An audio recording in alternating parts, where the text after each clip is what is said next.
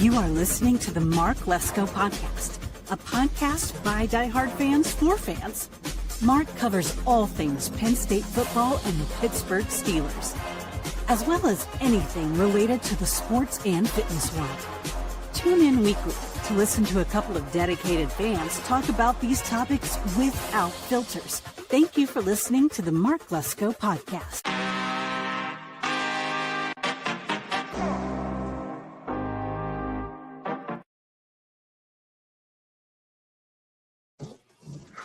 What's up, Steeler Nation? Welcome to the Mark Lesko Podcast. I'm your host, J-Rod, and this is Steelers Central. Week 6, guys. Got a month and a half into the schedule. 3-1. Getting ready to face on the Cleveland Browns.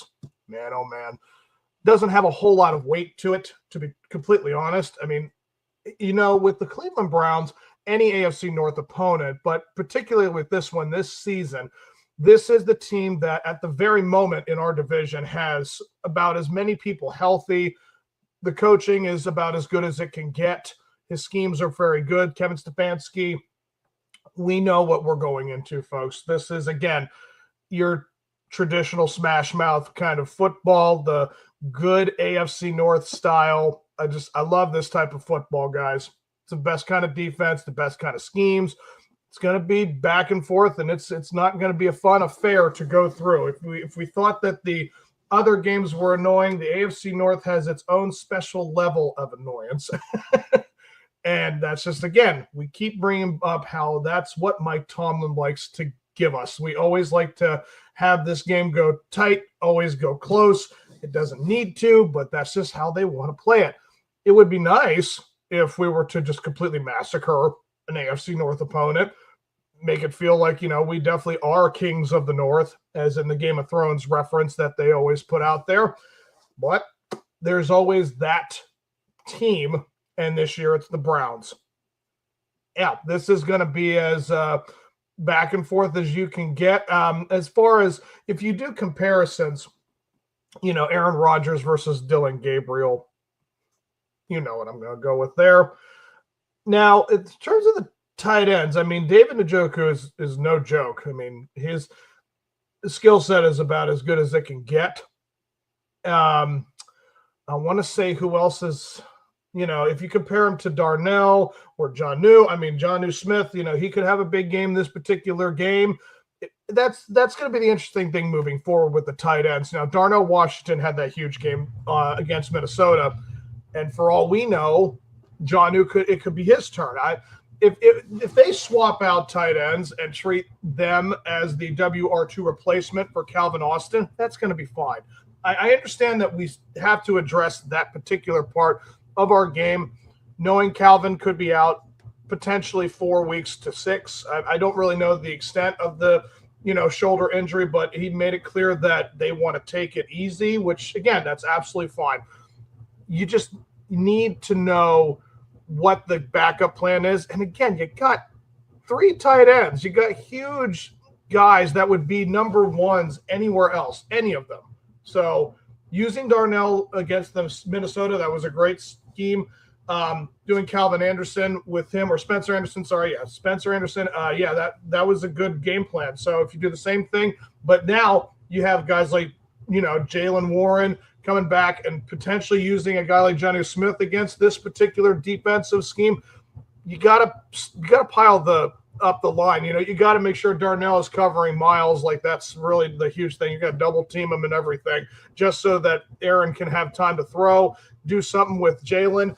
Again, we don't know that if DK is going to be a big factor. I don't know the schemes really. I don't know the names of all the Cleveland Browns' roster.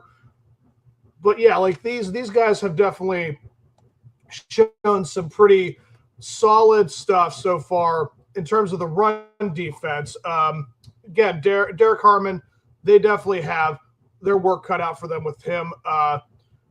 It's been pretty nice, you know, and seeing that the line has been kind of improved, it's been solidified. You try your darndest to give these guys as much time to figure out what they're going to do with, again, the defense is where it's going to be a concern to, like, make sure that they get that buttoned up. I mean, you don't want to have a guy like, what's that running back's name for the Browns?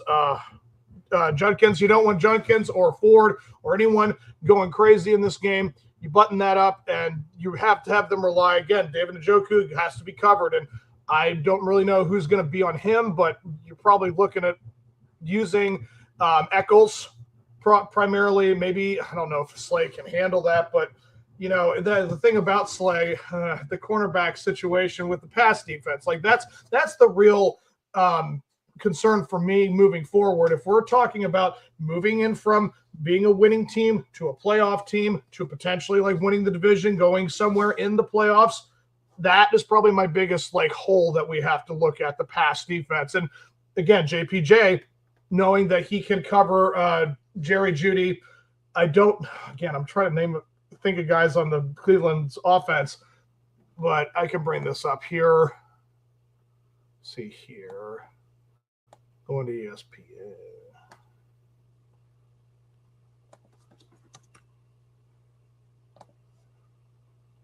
So let's see here. We've got Dylan Gabriel, quarterback, Quishon Judkins, running back. You got the Myles Garrett, of course. Isaiah Bond, that's a name I don't really know. I don't know if he's a huge threat.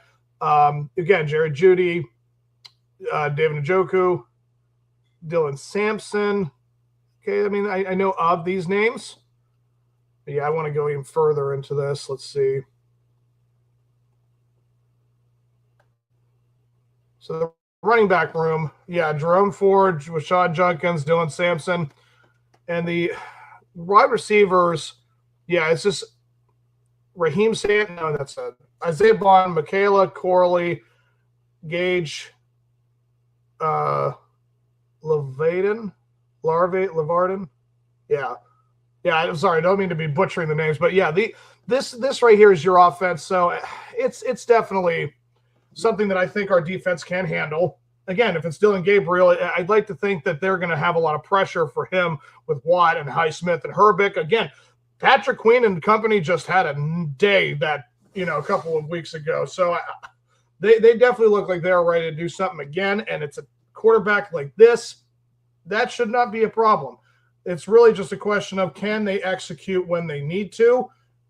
Start looking at the whole field. If they can just take care of everybody that's there, that's really what it's all about. Just making sure the defense is completely solidified, not letting anything big happen. Again, I don't know if Dylan Gabriel has the ability to make big plays happen. He didn't really get a chance to against the Vikings. He did enough to keep them in the game. They were winning that game against the Vikings. So he doesn't seem like he is all that terrible. And again, that's a good defense, the Vikings. So he definitely showed up against that game. So I'm curious as to how he's going to handle our defense, but it's going to be in Cleveland. It's going to be in Pittsburgh. It's going to be a home game again.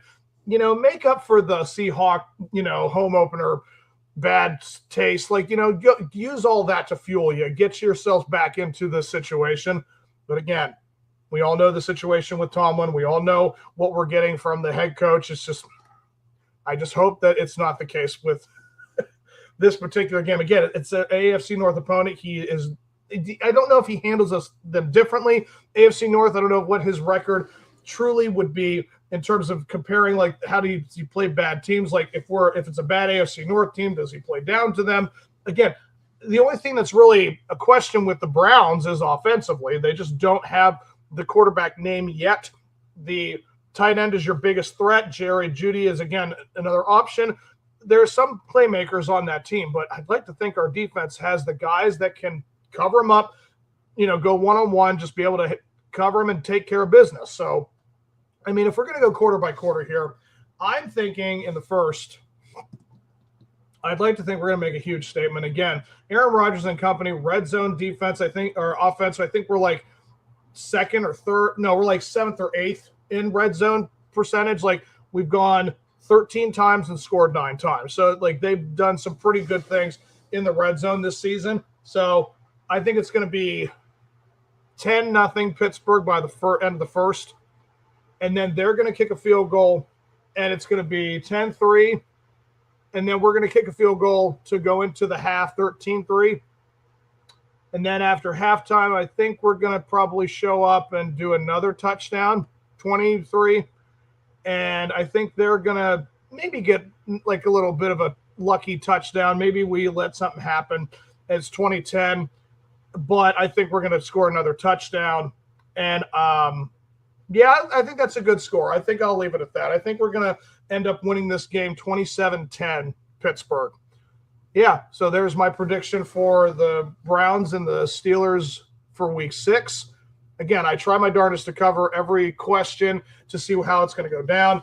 Again, we don't know how our offense is going to look against that defense. Again, that's another big matchup where if we can find a way to get things going, which, again, I like what our offense did against the Vikings, and I think that the Vikings' defense is just a step below the Browns', but you got to play the whole game first. And again, the big question is buttoning up Myles Garrett, getting to those guys. Like, let me see if I have the roster here still where I want to get defensive names.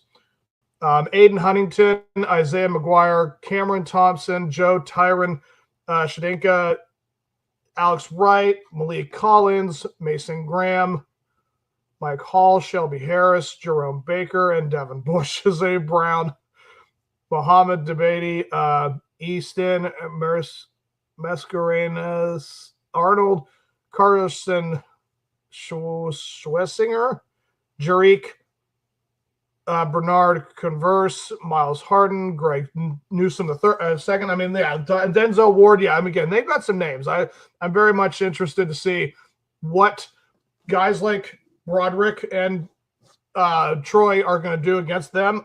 Still got to take care of those guys too. It's ultimately what we're going to be trying to establish here is how we're going to utilize our deep tight ends against that defense, using them as WR2 substitutes. I mean, who knows? Maybe a guy like Roman Wilson will finally get a chance to play. That would be nice too. I would very much like to see that. You never know, guys. They seem to try their darndest not to make the things that are supposed to be answers more questions. That's just what it is right now with Roman. But again, the game plan is just to keep establishing that line, make the run game efficient so that way Aaron can have a day. And again, I didn't mention who is going to get what for the touchdowns. Like, so what did I say? That's 2 field goals and 3 touchdowns I think I have for this game. Yeah, so it's like maybe Aaron has 2 passing touchdowns and Jalen has a touchdown rushing. So that'd be a nice day for them, especially against the Cleveland Browns. If they go out there and kind of put on a performance like that, there's no denying that Pittsburgh is a playoff team. They're ready to do something, and it's going to be a good game in the next couple of days going up against the Bengals. So if you have that momentum, that would be great, but that's my prediction for that. So let's move into my halftime show, which is looking at the Week 6 outlook for the NFL, the entirety. Let's see here. Bring this up for you guys. So what you have here, again, I'll zoom in a little bit more.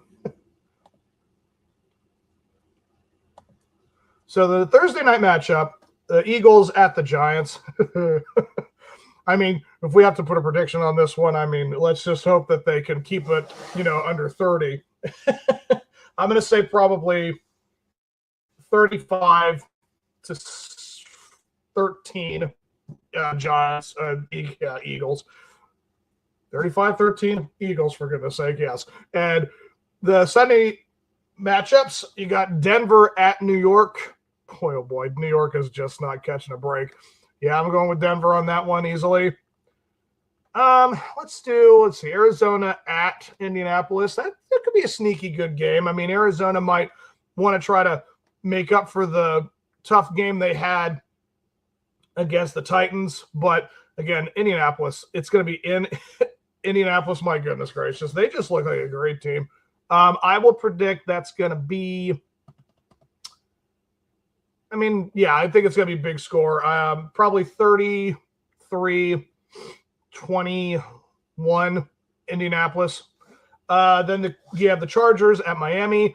Chargers are banged up, and then Miami, they had a close matchup against the Panthers and got away from them. Yeah, I think it's going to continue to get worse for Miami. I think this game will be won by the Chargers 24-17, something like that.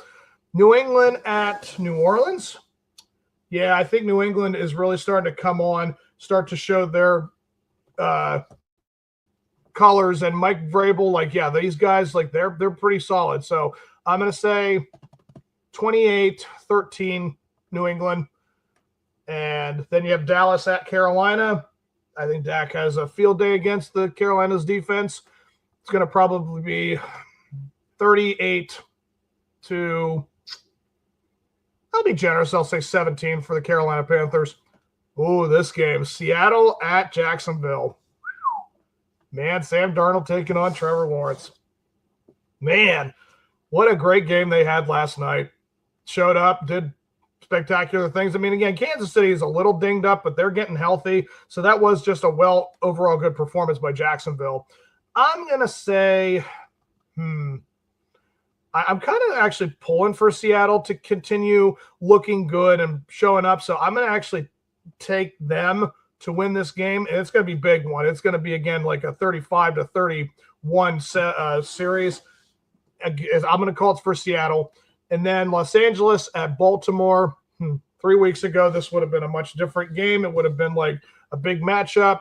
But with all the injuries Baltimore is having, and with Matt Stafford and company coming in, and Puka Nacua, I mean, he's going to have a day against that defense. And it's going to be like something 30-13 or something like that. Tennessee at Las Vegas. I think I'll be generous with Vegas, with Pete Carroll and them having the horrible start to it. I think they're going to finally find a way to take care of business, and I think they're going to win this. It's a close one again. It's going to be like 23-21 Las Vegas. Again, Bengals at Green Bay 3 weeks ago probably would have been a different game, but banged up, a lot of injuries. Green Bay, I mean, they're coming off the tie they had against Cowboys, so they're on their bye week coming back, so they have a lot to prove and get a lot of revenge for, and that's a good team to beat up on. And I think it's going to be probably 31-14 New England. Green Bay. And then you have San Francisco at Tampa Bay. A lot of more interesting game. But because it's on the East Coast, I'm not saying that Kyle Shanahan can't travel well. Yeah, this is going to be a fun matchup. I mean, Baker Mayfield against Mac Jones. Interesting. This will be back and forth. I think it'll be high scoring too, but I am eventually going to be picking Tampa Bay for this one just because it's on the East Coast. I think it's going to be like 31-28 Tampa Bay. And then the Sunday night game, Detroit at Kansas City. Man, if Detroit beats Kansas City and they go 2-4, that is going to be an interesting hill to climb for Kansas City. But Detroit knows that, again, teams like Minnesota and Green Bay, they're not breathing down their necks, but it's like they can afford to lose a game. But do you want to give them the opportunity to come back in it? I don't think so. So I think that I'm going to have to say that it's going to be Detroit going into Kansas City, making it a good game. I'm going to say 28-24 Detroit. And then Monday nights, Buffalo at Atlanta. Sneaky game. Again, Atlanta is one of those teams where they can show up. They may show up. I just know that the Buffalo Bills coming off the tough loss against New England at home, they may want to travel and, take their frustrations out on some people. So I think that that's going to be that situation. I think they're going to probably put up, I'll say 31-20 Buffalo. In the final game, you got Chicago at Washington. Interesting. Chicago has not been terrible. Like, they've kind of kept themselves in games. They have certainly shown that they have talent, but Washington, against the Chargers. They had a big game, and it was in Los Angeles. It wasn't like that was a home game and they did what they did against the Chargers. So Jaden Daniels and company with Deebo Samuel, that's pretty solid. So I'm going to pick Washington to win this really big matchup. It's surprisingly big, but I think it's going to be like 27-24 Washington. So there's week 6 in the books for my predictions. And yeah, I'm looking forward to this week, guys. Now, with my 2-minute warning, I'll end with this. The overall impact of having guys come back from injury and then having guys go down, it's like that next man up thing. But that's the thing I love about this team right now. This 2025 team has had so far been battle tested with injuries. And it seems like when these guys go down, others either get healthy or they step up.